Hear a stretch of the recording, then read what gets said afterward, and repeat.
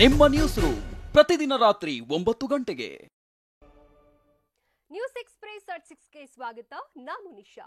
ಕೆದಕಿದಷ್ಟು ಬಯಲಾಗ್ತಿದೆ Sandalwood drugs ಜಾಲದ ನಂಟು. ನಾಳೆ ಇಂದ್ರಜಿತ್ ಲಂಕೇಶ್ ವಿಚಾರಣೆಯತ್ತ ಎಲ್ಲರ ಚಿತ್ತ. ಹೊಸ ಬಾಂಬ್ ಸಿಡಿಸಿದ ಗೃಹ ಸಚಿವ ಬಸವರಾಜ ಬೊಮ್ಮಾಯಿ, ಡ್ರಗ್ಸ್ ಜಾಲದಲ್ಲಿರೋ ಸೆಲೆಬ್ರಿಟಿಗಳನ್ನ ಪತ್ತೆ ಹಚ್ಚೋದೇ ಕಷ್ಟವಾಗುತ್ತಾ? ಡಿಜಿ ಮತ್ತು ಐಜಿಪಿ ಪ್ರವೀಣ್ ಸೂದ್ ಕೊಟ್ಟಿರೋ ಖಡಕ್ ಎಚ್ಚರಿಕೆ ಏನು ಅನ್ನೋದನ್ನ ನೋಡೋಣ. ಮೆಟ್ರೋ ಸಂಚಾರಕ್ಕೆ ಸಿದ್ಧತೆಗಳು ಹೇಗಿವೆ ಗೊತ್ತಾ? ಟೆಸ್ಟ್ಗೆ ತೆರಳೋ ಅಧಿಕಾರಿಗಳಿಗೆ ಪೀಕಲಾಟ. ಬೆಂಗಳೂರಿನಲ್ಲಿ ಜೀವ ಉಳಿಸೋ ರಕ್ತಕ್ಕೂ ಬಂದಿದ್ಯಾ ಬರ? ಧಾರ್ಮಿಕ ಕಾರ್ಯಕ್ರಮಗಳಿಗೆ ಸರ್ಕಾರ ವಿಧಿಸಿದ ರೂಲ್ಸ್ ಏನು? ಇದೆಲ್ಲವನ್ನ ನೋಡೋಣ ಬೆಂಗಳೂರು ನ್ಯೂಸ್ ಎಕ್ಸ್‌ಪ್ರೆಸ್‌ನಲ್ಲಿ. ಮೆಟ್ರೋ ಸಂಚಾರಕ್ಕೆ ಕೇಂದ್ರದಿಂದ ಗ್ರೀನ್ ಸಿಗ್ನಲ್ ಸಿಕ್ಕಿರೋ ಹಿನ್ನೆಲೆಯಲ್ಲಿ ಬೆಂಗಳೂರಲ್ಲಿ ಮೆಟ್ರೋ ಓಡಾಟಕ್ಕೆ ಸಕಲ ಸಿದ್ಧತೆ ನಡೆಸಲಾಗುತ್ತಿದೆ. ಮಾರ್ಗಸೂಚಿ ಜೊತೆಗೆ ಎಚ್ಚರಿಕೆ ವಹಿಸಲು ಬಿಎಂಆರ್ಸಿಎಲ್ ಸಜ್ಜಾಗಿದೆ. ಥರ್ಮಲ್ ಸ್ಕ್ರೀನಿಂಗ್, ದೈಹಿಕ ಅಂತರ, ಮಾಸ್ಕ್ ಕಡ್ಡಾಯ ಮಾಡಿಕೊಂಡು ಪ್ರಯಾಣಕ್ಕೆ ಸಿದ್ಧತೆ ನಡೆಸಲಾಗುತ್ತಿದೆ.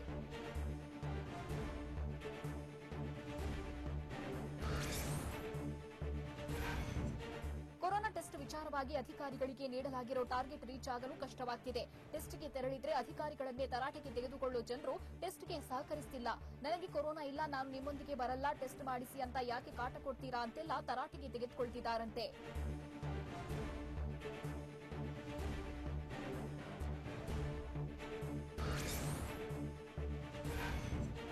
ರೆಡ್ಡಿ ಕೊರೋನಾದಿಂದ ಬೆಂಗಳೂರಿನಲ್ಲಿ ರಕ್ತಕ್ಕೂ ಬರ ಬಂದಿದೆ. ಬೆಂಗಳೂರಲ್ಲಿ ಕಳೆದ 6 ತಿಂಗಳಿನಿಂದ ಜನರು ರಕ್ತದಾನ ಮಾಡ್ತಿಲ್ವಂತೆ. ನಗರದಲ್ಲಿ ಪ್ರತಿ ತಿಂಗಳು 25 ರಕ್ತದಾನ ಕ್ಯಾಂಪ್ಗಳ ಆಯೋಜನೆ ಆಗ್ತಿತ್ತು. ಆದರೆ ಕೊರೋನಾ ಕಾರಣದಿಂದ ಒಂದೇ ಒಂದು ಬ್ಲಡ್ ಕ್ಯಾಂಪ್ ಇಲ್ಲ. ಕೊರೋನಾ ಸೋಂಕಿನಿಂದಾಗಿ ರಕ್ತದಾನ ಮಾಡಲು ಜನರಿಗೆ ಭಯ ಕಾಡ್ತಿದೆ.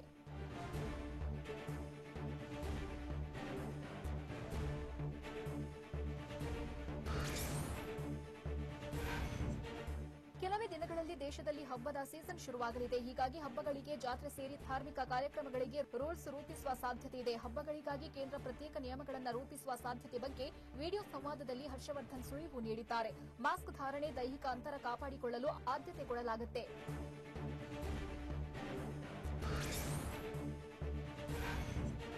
ರೋಲ್ ಆನ್ ರೋಲ್ ಆಫ್ ರೈಲಿಗೆ ಸಿಎಂ ಬಿಎಸ್ ಯಡಿಯೂರಪ್ಪ ಚಾಲನೆ ನೀಡಿದ್ದಾರೆ. ಕೇಂದ್ರ ರೈಲ್ವೆ ಇಲಾಖೆಯ ರಾಜ್ಯ ಖಾತೆ ಸಚಿವ ಸುರೇಶ್ ಅಂಗಡಿ ಹಾಗೂ ಸಿಎಂ ಬಿಎಸ್ವೈ ರೈಲಿಗೆ ಚಾಲನೆ ನೀಡಿದ್ರು.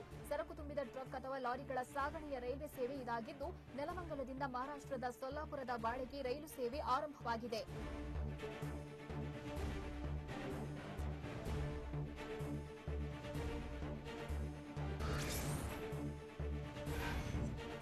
ಸಿಲಿಕಾನ್ ಸಿಟಿ ರಸ್ತೆಗಳಲ್ಲಿ ಗುಂಡಿಗಳೇ ತುಂಬಿ ಹೋಗಿವೆ. ಬಿಬಿಎಂಪಿಗೆ ಅಧಿಕಾರಿಗಳು ನೀಡಿರೋ ವರದಿ ಪ್ರಕಾರ ಬೆಂಗಳೂರಿನ 459 ಕಿಲೋಮೀಟರ್ ವರೆಗಿನ ರಸ್ತೆಗಳಲ್ಲಿ ಗುಂಡಿಗಳಿವೆ. ಹೀಗಾಗಿ ರಸ್ತೆ ಗುಂಡಿ ಮುಚ್ಚಲು ಅಧಿಕಾರಿಗಳಿಗೆ ಬಿಬಿಎಂಪಿ ಆಯುಕ್ತರು ಸೂಚನೆ ನೀಡಿದ್ದಾರೆ. ನಗರದಲ್ಲಿ 1323 ಕಿಲೋಮೀಟರ್ ಉದ್ದದ ಮುಖ್ಯ ರಸ್ತೆ ಪೈಕಿ 354 ಕಿಲೋಮೀಟರ್ ಉದ್ದದ ರಸ್ತೆ ಗುಂಡಿ ಮುಕ್ತವಾಗಿದೆ. ಇನ್ನು 459 ಕಿಲೋಮೀಟರ್ ಉದ್ದದ ರಸ್ತೆಗಳಲ್ಲಿ ಗುಂಡಿಗಳಿವೆ ಅಂತ ವರದಿ ನೀಡಿದ್ದಾರೆ.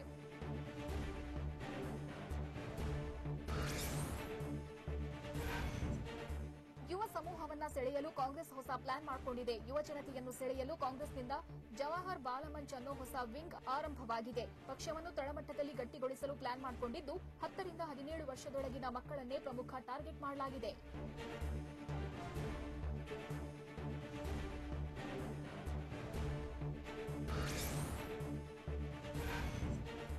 ಖತರ್ನಾಕ್ ಆನ್ಲೈನ್ ವಂಚಕ ನಂದೀಶ್ ರೆಡ್ಡಿ ಅಲಿಯಾಸ್ ಬಾಬು ಎಂಬಾತನನ್ನ ಪೊಲೀಸರು ಅರೆಸ್ಟ್ ಮಾಡಿದ್ದಾರೆ. OLXನಲ್ಲಿ ಮೋಸ ಹೋಗಿದ್ದ ನಂದೀಶ್ ರೆಡ್ಡಿ ಬೇರೆಯವರಿಗೂ ಮೋಸ ಮಾಡಲು ಮುಂದಾಗಿ ಸಿಕ್ಕಿಬಿದ್ದಿದ್ದಾನೆ.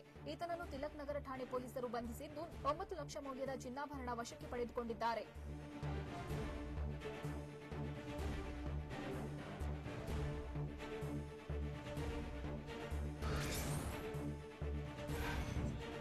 ಕೊರೋನಾ ಆತಂಕದಲ್ಲೇ ಬೆಂಗಳೂರಿನಲ್ಲಿ ಮಲೆನಾಡು ಯುವಕರ ತಂಡ ಗಣೇಶೋತ್ಸವ ಆಚರಿಸಿತು. ಕೊಡಿಗೆಹಳ್ಳಿಯ ಯಶವಂತ್ ಎಂಬುವವರ ನೇತೃತ್ವದಲ್ಲಿ ಮಲೆನಾಡು ಯೂತ್ಸ್ ಅಸೋಸಿಯೇಷನ್ನಿಂದ ಸರಳವಾಗಿ ಗಣೇಶೋತ್ಸವ ಆಚರಿಸಲಾಯಿತು. ಗಣೇಶೋತ್ಸವದಲ್ಲಿ ಮಹಿಳೆಯರು ಕಾಯಿ ಒಡೆಯುವ ಸ್ಪರ್ಧೆಯಲ್ಲಿ ಭಾಗವಹಿಸಿದ್ದು ವಿಶೇಷವಾಗಿತ್ತು.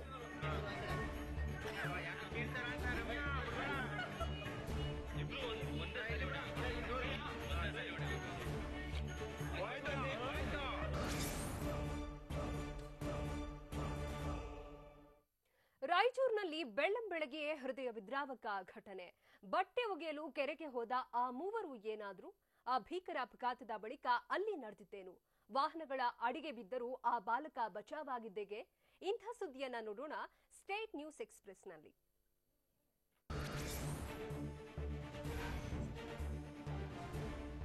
ಕಲಬುರಗಿ ವೇಳೆ ಆಳಂದ ತಾಲೂಕಿನ ನಿಂಬರ್ಗಾ ಠಾಣೆ ಪೊಲೀಸರು 3 ಅಂತಾರಾಜ್ಯ ಬೈಕ್ ಕಳ್ಳರನ್ನ ಅರೆಸ್ಟ್ ಮಾಡಿದ್ದಾರೆ. ಬಂಧಿತ ಆರೋಪಿಗಳು ಆಳಂದ ತಾಲೂಕಿನ ನಿವಾಸಿಗಳಾಗಿದ್ದು ಕಲಬುರಗಿ ಸೇರಿ ಮಹಾರಾಷ್ಟ್ರದಲ್ಲಿ ಬೈಕ್ಗಳನ್ನ ಕದಿಯುತ್ತಿದ್ರು. ಬಳಿಕ ಕಡಿಮೆ ಬೆಲೆಗೆ ಮಾರಿ ಹಣ ಮಾಡ್ತಿದ್ರು. ಸದ್ಯ ಬೈಕ್ ಚೋರರನ್ನ ಪೊಲೀಸರು ನ್ಯಾಯಾಂಗ ಬಂಧನಕ್ಕೆ ಒಪ್ಪಿಸಿದ್ದಾರೆ.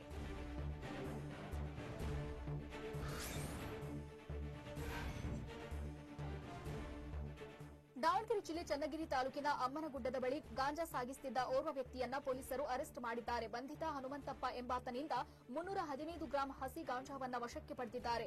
ಈ ಬಗ್ಗೆ ಚನ್ನಗಿರಿ ಠಾಣೆಯಲ್ಲಿ ಕೇಸ್ ದಾಖಲಾಗಿದೆ.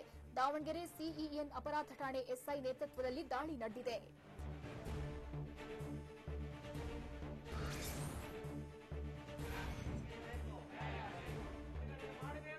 ಬೆಂಗಳೂರಿನ ಹೊಸ ರೋಡು ಬಳಿಯ ಚೂಡಸಂದ್ರದಲ್ಲಿ ದಿವ್ಯಾಂಗರು ಪ್ರತಿಭಟನೆ ನಡೆಸಿದ್ದಾರೆ. ಕಳೆದ 8 ತಿಂಗಳಿನಿಂದ ಸರ್ಕಾರ ಮಾಸಾಶನ ನೀಡಿಲ್ಲ, ಕೂಡಲೇ ಹಣ ರಿಲೀಸ್ ಮಾಡಬೇಕು ಅಂತ ಆಗ್ರಹಿಸಿದ್ದಾರೆ. ಲಾಕ್ಡೌನ್ ವೇಳೆ 1,000 ನೀಡುವುದಾಗಿ ಕೇಂದ್ರ ಸರ್ಕಾರ ಹೇಳಿತ್ತು. ಆದರೆ ಕೇಂದ್ರ ರಾಜ್ಯ ನಿರ್ಲಕ್ಷ್ಯ ವಹಿಸಿದ್ದು ತಕ್ಷಣ ಹಣ ಬಿಡುಗಡೆ ಮಾಡಬೇಕು ಅಂತ ದಿವ್ಯಾಂಗರು ಒತ್ತಾಯಿಸಿದ್ದಾರೆ.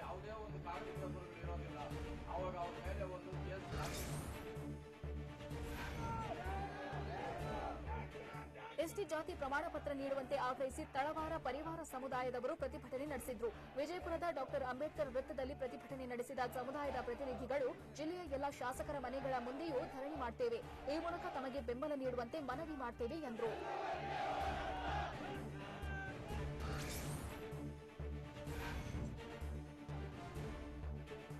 ಶಿವಮೊಗ್ಗ ಜಿಲ್ಲೆ ತೀರ್ಥಹಳ್ಳಿ ತಾಲೂಕಿನ ಗಾಣಿಮಕ್ಕಿಯಲ್ಲಿ ಜಿಂಕೆಯೊಂದನ್ನು ಗ್ರಾಮಸ್ಥರು ರಕ್ಷಿಸಿದ್ದಾರೆ.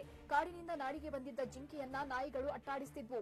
ಈ ವೇಳೆ ಜಿಂಕೆ ಪ್ರಾಣಭಯದಿಂದ ಅರಣ್ಯ ವೀಕ್ಷಕರಾದ ದಿವಾಕರ್ ಮನೆಗೆ ಓಡಿ ಬಂದಿದ್ದು ಪ್ರಾಥಮಿಕ ಚಿಕಿತ್ಸೆ ನೀಡಿದ್ದಾರೆ. ಬಳಿಕ ಅರಣ್ಯ ಇಲಾಖೆ ಸಹಾಯದಿಂದ ಚಿಕಿತ್ಸೆ ನೀಡಿ ಜಿಂಕೆಯನ್ನ ಉಪಚರಿಸಿದ್ದಾರೆ.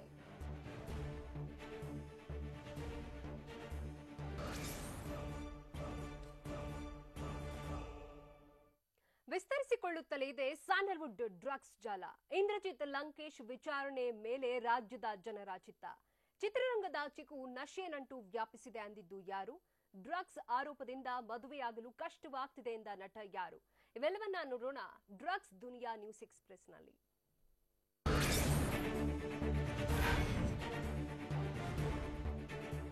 ಚಿತ್ರರಂಗದ ಹೊರತು ಹಲವರು ಡ್ರಗ್ಸ್ ಪ್ರಭಾವಕ್ಕೆ ಒಳಗಾಗಿದ್ದಾರೆ ಅಂತ ಗೃಹ ಸಚಿವ ಬಸವರಾಜ ಬೊಮ್ಮಾಯಿ ಹೊಸ ಬಾಂಬ್ ಸಿಡಿಸಿದ್ದಾರೆ. ಹುಬ್ಬಳ್ಳಿಯಲ್ಲಿ ಈ ಬಗ್ಗೆ ಮಾತನಾಡಿದ ಗೃಹ ಸಚಿವರು, ಈವರೆಗೆ ಗಾಂಜಾ ಮಾರಾಟ ಮಾಡ್ತಿದ್ದವರನ್ನ ಪೊಲೀಸರು ಬಂಧಿಸಿದ್ರು. ಈಗ ಡಾರ್ಕ್ನೆಟ್ ಆನ್ಲೈನ್ ವೆಬ್ಸೈಟ್ ಭೇದಿಸಿದ್ದೇವೆ. ಅಂಚೆ ಮೂಲಕವೂ ಮಾದಕ ವಸ್ತು ಸರಬರಾಜು ಆಗ್ತಿತ್ತು ಅಂದ್ರು.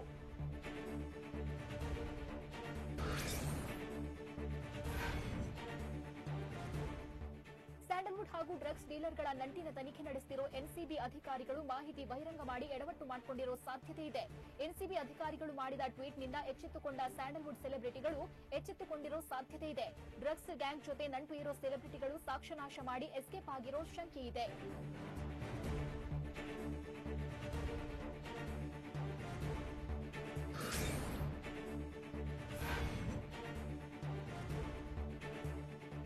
ಇದೇ ವೇಳೆ ಡ್ರಗ್ಸ್ ಸೇವಿಸೋ ಸೆಲೆಬ್ರಿಟಿಗಳನ್ನ ಪತ್ತೆ ಮಾಡುವುದು ಕಷ್ಟದ ಕೆಲಸವಾಗಿದೆ. ಮೂರನೇ ವ್ಯಕ್ತಿಗಳ ಮೂಲಕ ಡ್ರಗ್ಸ್ ಖರೀದಿಸಿರೋ ಸೆಲೆಬ್ರಿಟಿಗಳ ಪತ್ತೆ ಕಾರ್ಯ ಅಸಾಧ್ಯವಾಗಿದೆ. ಅಲ್ಲದೆ ಮಾಲ್ ಸಮೇತ ಸಿಗಬೇಕು ಅಥವಾ ಡ್ರಗ್ಸ್ ಸೇವಿಸಿದ ವೇಳೆ ಪತ್ತೆಯಾಗಬೇಕು. ಇವೆರಡೂ ಹೊರತುಪಡಿಸಿ ಡ್ರಗ್ಸ್ ವಿಚಾರದ ಚರ್ಚೆಯ ಸಾಕ್ಷಿ ಲಭ್ಯವಾಗಬೇಕು. ಹೀಗಾಗಿ ಎನ್ಸಿಬಿ ಅಧಿಕಾರಿಗಳು ಸಾಕ್ಷ್ಯ ಸಂಗ್ರಹದಲ್ಲಿ ತೊಡಗಿದ್ದಾರೆ ಎನ್ನಲಾಗಿದೆ.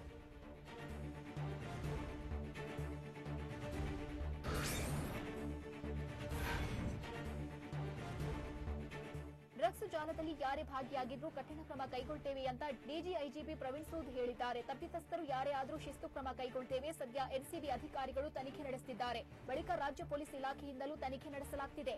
ಸ್ಯಾಂಡಲ್ವುಡ್ ಆಗಲಿ ಬೇರೆ ಯಾರೇ ಆಗಲಿ ಕ್ರಮ ಕೈಗೊಳ್ಳುತ್ತೀವಿ ಎಂದರು.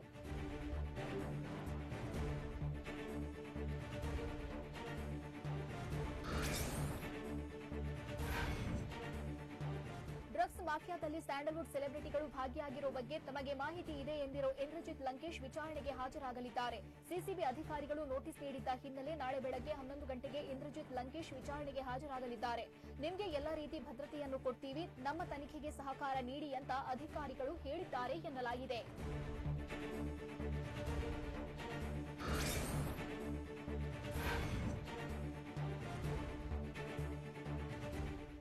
ಸ್ಯಾಂಡಲ್ವುಡ್ನ ಡ್ರಗ್ಸ್ ದಂಧೆ ಬಗ್ಗೆ ನಟ ನವೀನ್ ಕೃಷ್ಣ ಟ್ವೀಟ್ ಮಾಡಿದ್ದಾರೆ. ಕನ್ನಡ ಚಿತ್ರರಂಗದಲ್ಲಿ ಕೆಲವು ಕಲಾವಿದರು ಮಾತ್ರ ಅಲ್ಲ, ಮಜಾ ಮಾಡಲು ಹಣವಿರುವ ಶ್ರೀಮಂತರು ಒಂದೆಡೆ ಇದ್ರೆ ದುಡಿದು ಬದುಕಲು ಪರದಾಡುವ ಬಡವರು ಇದ್ದಾರೆ. ಆದ್ರೆ ಯಾರು ಈ ಮಾಫಿಯಾದಲ್ಲಿ ಸೇರಿಕೊಂಡಿದ್ದಾರೆ ಅವರ ಹೆಸರುಗಳನ್ನ ಹೇಳಿ, ಅವರನ್ನು ಮಾತ್ರ ಆರೋಪಿತರನ್ನಾಗಿಸಿ ಅಂತ ಪೋಸ್ಟ್ ಮಾಡಿದ್ದಾರೆ.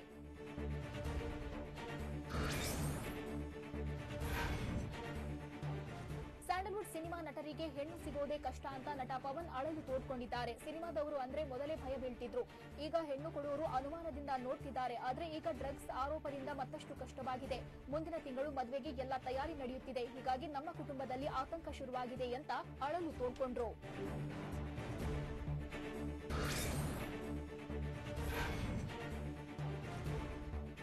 ಸ್ಯಾಂಡಲ್ವುಡ್ನ ಕೆಲ ಯುವ ನಟರು ಡ್ರಗ್ಸ್ ತಗೊಳ್ತಾರೆ ಅಂತ ನಟ ಆದಿ ಲೋಕೇಶ್ ಬಾಂಬ್ ಸಿಡಿಸಿದ್ದಾರೆ. ಶೂಟಿಂಗ್ ಸಮಯದಲ್ಲಿ ಸಹ ಕಲಾವಿದರು ತೆಗೆದುಕೊಂಡಿರೋದನ್ನ ನೋಡಿದ್ದೇನೆ ಅಂತ ನಟ ಆದಿ ಲೋಕೇಶ್ ಸ್ಫೋಟಕ ಮಾಹಿತಿ ಹೊರಹಾಕಿದ್ದಾರೆ.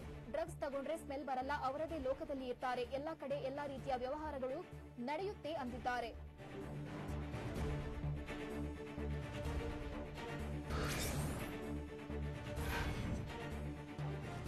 ಸ್ಯಾಂಡಲ್ವುಡ್ ಡ್ರಗ್ಸ್ ನಂಟು ಕೇಸ್ನಲ್ಲಿ ಇತ್ತೀಚೆಗೆ ಮೃತಪಟ್ಟ ನಟ ಚಿರಂಜೀವಿ ಸರ್ಜಾ ಹೆಸರು ಕೂಡ ಕೇಳಿಬರ್ತಿದೆ. ಚಿರು ಹೆಸರು ಕೇಳಿಬಂದ ಹಿನ್ನೆಲೆಯಲ್ಲಿ ಪತ್ನಿ ಮೇಘನಾ ರಾಜ್ ಆಪ್ತರ ಬಳಿ ಬೇಸರ ವ್ಯಕ್ತಪಡಿಸಿದ್ದಾರೆ. ಚಿರು ಬಗ್ಗೆ ಈ ರೀತಿ ಮಾತನಾಡಿದ್ರಿಂದ ನೋವು ಉಂಟಾಗಿದೆ. ಚಿರು ಅಗಲಿಕೆಯಿಂದ ಬೇಸರದಲ್ಲಿರೋ ಕುಟುಂಬಕ್ಕೆ ಮತ್ತೆ ನೋವು ಕೊಡ್ತಿದ್ದಾರೆ ಅಂತ ಕಣ್ಣೀರು ಹಾಕ್ತಿದ್ದಾರಂತೆ.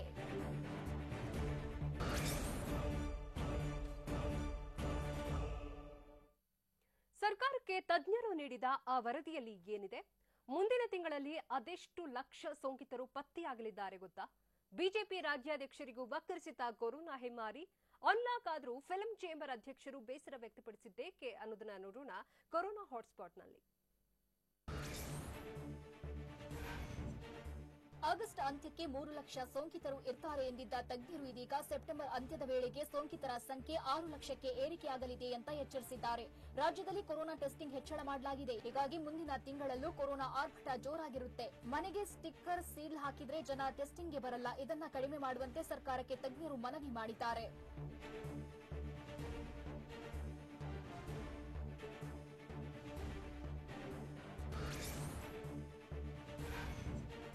ಬಿಜೆಪಿ ರಾಜ್ಯಾಧ್ಯಕ್ಷ ನಳಿನ್ ಕುಮಾರ್ ಕಟೀಲ್ಗೆ ಕೊರೋನಾ ಸೋಂಕಿರುವುದು ದೃಢವಾಗಿದೆ. ಈ ಬಗ್ಗೆ ಟ್ವೀಟ್ ಮಾಡಿರುವ ನಳಿನ್ ಕುಮಾರ್ ಕಟೀಲ್, ನಾನು ಕೋವಿಡ್ ಪರೀಕ್ಷೆಗೆ ಒಳಗಾಗಿದ್ದು ವರದಿಯಲ್ಲಿ ಪಾಸಿಟಿವ್ ಎಂದು ಬಂದಿದೆ. ರೋಗ ಲಕ್ಷಣಗಳು ಇಲ್ಲದಿದ್ರೂ ವೈದ್ಯರ ಸಲಹೆಯ ಮೇರೆಗೆ ಆಸ್ಪತ್ರೆಗೆ ದಾಖಲಾಗಿದ್ದೇನೆ. ನನ್ನೊಂದಿಗೆ ಸಂಪರ್ಕಕ್ಕೆ ಬಂದ ಎಲ್ಲರೂ ಜಾಗರೂಕರಾಗಿರಿ ಎಂದು ಮನವಿ ಮಾಡುತ್ತೇನೆ ಅಂತ ಟ್ವೀಟ್ ಮಾಡಿದ್ದಾರೆ.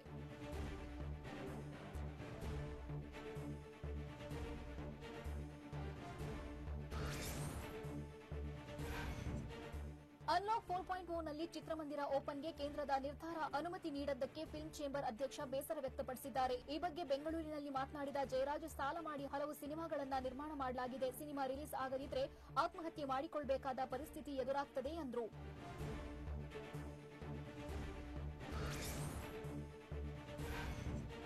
ಪ್ಲಾಸ್ಮಾ ದಾನ ಮಾಡಿ ಜೀವ ಉಳಿಸಿ ಅಂತ ಬೆಂಗಳೂರಿನಲ್ಲಿ ಕೆಎಸ್ಆರ್ಪಿ ಸಿಬ್ಬಂದಿ ಸೈಕಲ್ ಜಾಥಾ ನಡೆಸಿದ್ದಾರೆ. ಸೈಕಲ್ ಜಾಥಾಗೆ ಡಿಜಿ ಐಜಿಪಿ ಪ್ರವೀಣ್ ಸೂದ್ ಚಾಲನೆ ನೀಡಿದ್ರು. ಕೊರೋನಾದಿಂದ ಗುಣಮುಖರಾದವರು ಪ್ಲಾಸ್ಮಾ ದಾನ ಮಾಡುವ ಮೂಲಕ ಕೊರೋನಾ ರೋಗಿಗಳ ಜೀವ ಕಾಪಾಡಿ ಅಂತ ಜಾಥಾ ಮೂಲಕ ಜಾಗೃತಿ ಮೂಡಿಸಲಾಯಿತು.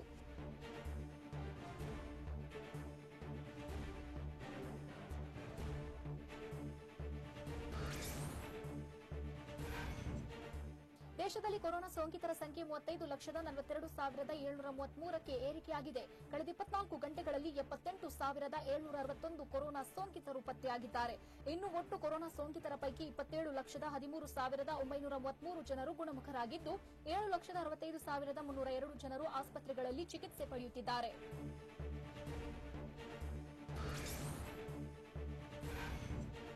ಇನ್ನು ದೇಶಾದ್ಯಂತ ಕೊರೋನಾ ಸೋಂಕು ಮರಣ ಮೃದಂಗ ಬಾರಿಸುತ್ತಿದ್ದು ಕಳೆದ 24 ಗಂಟೆಗಳಲ್ಲಿ 948 ಜನರು ಕೊರೋನಾ ಹೆಮ್ಮಾರಿಗೆ ಬಲಿಯಾಗಿದ್ದಾರೆ.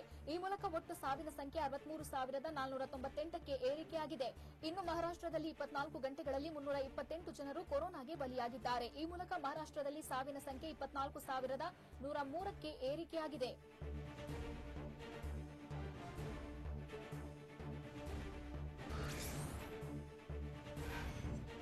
ತಮಿಳುನಾಡಿನ ರಾಮೇಶ್ವರಂನಲ್ಲಿ ಕೊರೋನಾ ನಿಯಂತ್ರಣಕ್ಕಾಗಿ ಲಾಕ್ಡೌನ್ ಮುಂದುವರಿಸಲಾಗಿದೆ. ಲಾಕ್ಡೌನ್ ಹಿನ್ನೆಲೆಯಲ್ಲಿ ಮಧುರೈ, ರಾಮೇಶ್ವರಂನ ರಸ್ತೆಗಳು ಬಿಕೋ ಎಂತಿವೆ. ಭಾನುವಾರ ಲಾಕ್ಡೌನ್ ಹಿನ್ನೆಲೆಯಲ್ಲಿ ಜನರು ಮನೆಗಳಿಂದ ಆಚೆ ಬರಲಿಲ್ಲ. ಇನ್ನು ಲಾಕ್ಡೌನ್ನಿಂದಾಗಿ ರಾಮೇಶ್ವರಂನ ಮೀನುಗಾರರು ಭಾರೀ ಸಂಕಷ್ಟ ಎದುರಿಸುತ್ತಿದ್ದಾರೆ.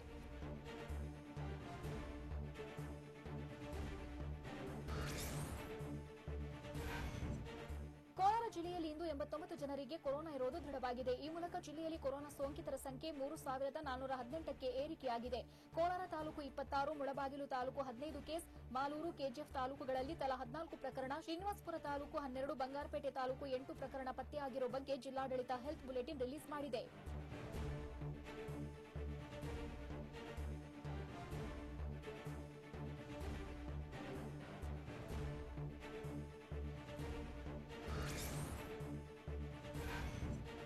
ಸೆಪ್ಟೆಂಬರ್ 1ರಿಂದ ಬಾರ್ ಅಂಡ್ ರೆಸ್ಟೋರೆಂಟ್, ಪಬ್ ತೆರೆಯಲು ಗ್ರೀನ್ ಸಿಗ್ನಲ್ ಸಿಕ್ಕಿದೆ. ಈ ಬಗ್ಗೆ ಸಿಎಂ ಬಿಎಸ್ ಯಡಿಯೂರಪ್ಪ ಒಪ್ಪಿಗೆ ಸೂಚಿಸಿದ್ದಾರೆ.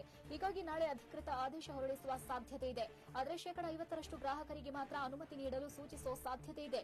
ಕೋವಿಡ್ ನಿಯಮಗಳನ್ನು ಕಡ್ಡಾಯವಾಗಿ ಪಾಲಿಸಲು ಸೂಚನೆ ನೀಡಲಾಗಿದೆ.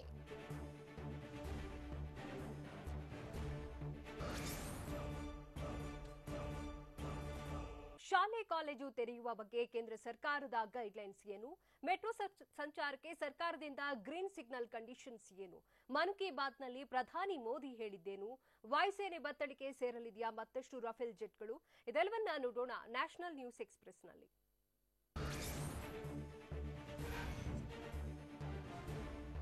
ಕೇಂದ್ರ ಸರ್ಕಾರ ಅನ್ಲಾಕ್ 4.2 ಮಾರ್ಗಸೂಚಿ ಬಿಡುಗಡೆ ಮಾಡಿದೆ. ಹೊಸ ಗೈಡ್ಲೈನ್ಸ್ ಪ್ರಕಾರ ಸೆಪ್ಟೆಂಬರ್ 30ರವರೆಗೆ ಶಾಲಾ ಕಾಲೇಜು ತೆರೆಯುವಂತಿಲ್ಲ ಅಂತ ಸೂಚಿಸಲಾಗಿದೆ. ಆದರೆ ಶಿಕ್ಷಕರು, ಬೋಧಕೇತರ ಸಿಬ್ಬಂದಿ ಶಾಲೆಗೆ ಬರಬೇಕು. ಶಾಲೆಯಲ್ಲಿ ಆನ್ಲೈನ್ ಶಿಕ್ಷಣ, ಟೆಲಿಕೌನ್ಸಿಲಿಂಗ್ಗೆ ಅವಕಾಶ ನೀಡಲಾಗಿದೆ. ಇನ್ನು 9ರಿಂದ 12ನೇ ತರಗತಿವರೆಗಿನ ವಿದ್ಯಾರ್ಥಿಗಳು ಸ್ವಯಂ ಪ್ರೇರಣೆಯಿಂದ ಶಾಲೆಗೆ ಭೇಟಿ ನೀಡಬಹುದು ಅಂತ ಅವಕಾಶ ನೀಡಲಾಗಿದೆ.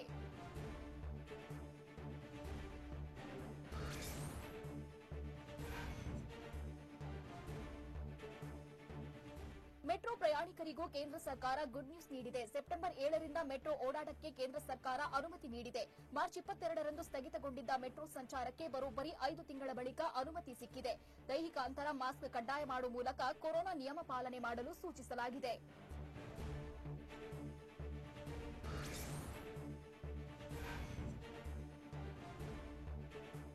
ಪ್ರಧಾನಿ ನರೇಂದ್ರ ಮೋದಿ ತಮ್ಮ 68ನೇ ಮನ್ ಕಿ ಬಾತ್ ಕಾರ್ಯಕ್ರಮದಲ್ಲಿ ಆತ್ಮನಿರ್ಭರ ಭಾರತದ ಬಗ್ಗೆ ಮಾತನಾಡಿದ್ರು. ಕಂಪ್ಯೂಟರ್ ಗೇಮ್ನಲ್ಲಿ ಭಾರತದ ಥೀಮ್ ಇರಬೇಕು, ಆತ್ಮವಿಶ್ವಾಸದಿಂದ ಭಾರತವನ್ನು ಆತ್ಮನಿರ್ಭರ ಮಾಡಬೇಕು ಅಂದ್ರು. ಇನ್ನು ಆತ್ಮನಿರ್ಭರ್ ಆಪ್ ಇನ್ನೋವೇಷನ್ ಚಾಲೆಂಜ್ನಲ್ಲಿ ಹಲವು ಯುವ ಜನತೆ ಭಾಗಿಯಾಗಿದ್ದಾರೆ ಎಂದರು.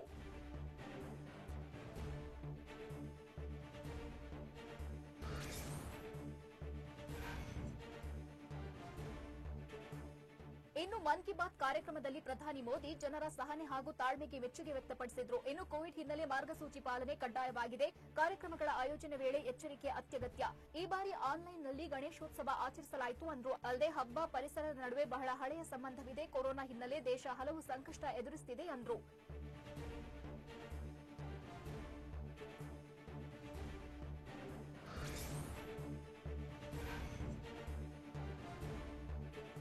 ಫ್ರಾನ್ಸ್ ನಿರ್ಮಿತ ಅತ್ಯಾಧುನಿಕ ರಫೇಲ್ ಯುದ್ಧ ವಿಮಾನಗಳು ಈಗಾಗಲೇ ಭಾರತಕ್ಕೆ ಬಂದಿಳಿದಿವೆ. ಈಗ ಈ ಯುದ್ಧ ವಿಮಾನಗಳನ್ನು ಸೆಪ್ಟೆಂಬರ್ 10ರಂದು ವಾಯುಸೇನೆಗೆ ಅಧಿಕೃತವಾಗಿ ಸೇರ್ಪಡೆಗೊಳಿಸಲು ಸಿದ್ಧತೆ ನಡೆದಿದೆ. ಇನ್ನು ಈ ಸಮಾರಂಭದಲ್ಲಿ ರಾಜನಾಥ್ ಸಿಂಗ್ ಭಾಗವಹಿಸಲಿದ್ದು, ಫ್ರಾನ್ಸ್ ರಕ್ಷಣಾ ಸಚಿವರಿಗೂ ಆಹ್ವಾನ ನೀಡಲಾಗಿದೆ.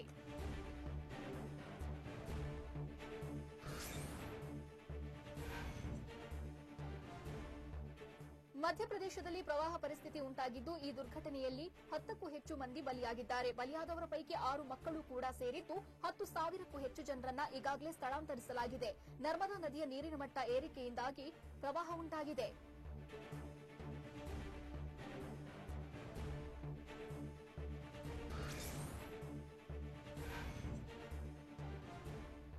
ಒಡಿಶಾದಲ್ಲಿ ಕಳೆದ ಹಲವು ದಿನಗಳಿಂದ ಭಾರೀ ಪ್ರಮಾಣದ ಮಳೆಯಾಗುತ್ತಿದೆ. ನಿರಂತರ ಮಳೆಯಿಂದಾಗಿ ಹಲವು ನದಿಗಳು ಅಪಾಯದ ಮಟ್ಟ ಮೀರಿ ಹರಿಯುತ್ತಿವೆ. ಇನ್ನು ರಾಜ್ಯದ ಹಲವು ಡ್ಯಾಂಗಳು ಭರ್ತಿಯಾಗಿದ್ದು, ಭಾರೀ ಪ್ರಮಾಣದ ನೀರು ನದಿಗಳಿಗೆ ಬಿಡಲಾಗುತ್ತಿದೆ.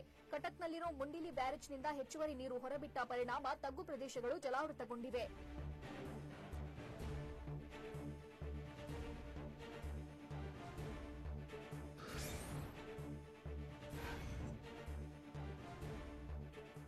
ಗೂಡ್ಸ್ ರೈಲು ಹಳಿ ತಪ್ಪಿದ ಘಟನೆ ಉತ್ತರ ಪ್ರದೇಶದ ಮಥುರಾದಲ್ಲಿ ನಡೆದಿದೆ. ದೆಹಲಿ ಆಗ್ರಾ ಮಾರ್ಗವಾಗಿ ಸಂಚರಿಸುತ್ತಿದ್ದ ಗೂಡ್ಸ್ ರೈಲಿನ 4 ಬೋಗಿಗಳು ಹಳಿ ತಪ್ಪಿವೆ. ತಕ್ಷಣ ಸ್ಥಳಕ್ಕೆ ಧಾವಿಸಿದ ಅಧಿಕಾರಿಗಳು ರೈಲು ಬೋಗಿಗಳು ಹಳಿ ತಪ್ಪಲು ಕಾರಣವೇನು ಎಂದು ಪರಿಶೀಲನೆ ನಡೆಸಿದ್ರು. ಘಟನೆಯಲ್ಲಿ ಯಾರಿಗೂ ಗಾಯಗಳಾಗಿಲ್ಲ.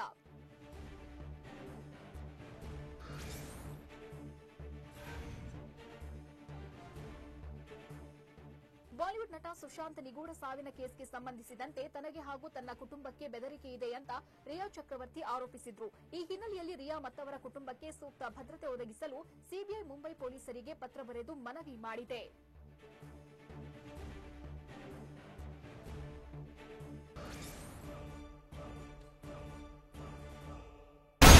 ಇನ್ಸೈಡ್ ಸುದ್ದಿ ಸೋಮವಾರದಿಂದ ಶನಿವಾರ ಸಂಜೆ 7 ಗಂಟೆಗೆ TV9 ನಲ್ಲಿ ಮಾತ್ರ.